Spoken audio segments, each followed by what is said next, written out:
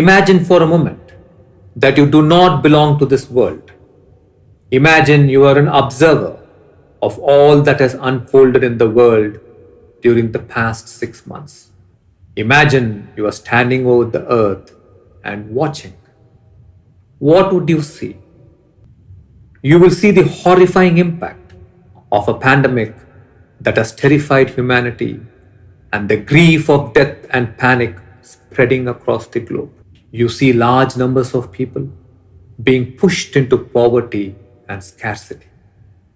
Insecure, they cannot afford decent lives anymore, unable to educate their children, unable to provide medical care to their loved ones, unable to hold the hands of their aging parents and partner even in their final moments.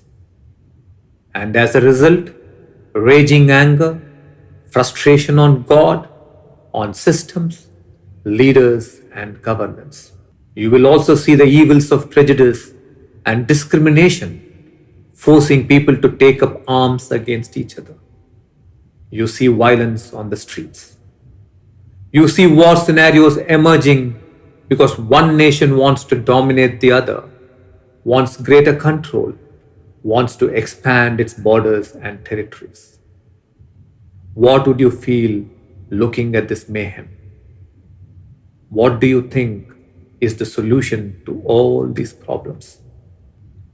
If you walk backwards in human history, you see that this is not the first time humanity has gone through something like this. Each time we look towards a leader whose voice guided us out of this mayhem, from conflict to peace and from chaos to harmony. During the Indian struggle for independence, Mahatma Gandhi's voice guided the entire nation of 300 million people to freedom through peaceful non-cooperation. He said, "You must be the change you want to see in the world." Millions walked their way to freedom without hate and violence and achieved it. It was a non-violent revolution. Maya Angelou, with her voice of power and freedom, built pride in millions on African heritage. She said prejudice is a burden that confuses the past, threatens the future, and renders the present inaccessible. Nelson Mandela, South Africa's anti-apartheid hero, used his voice to guide millions to peace and dignity.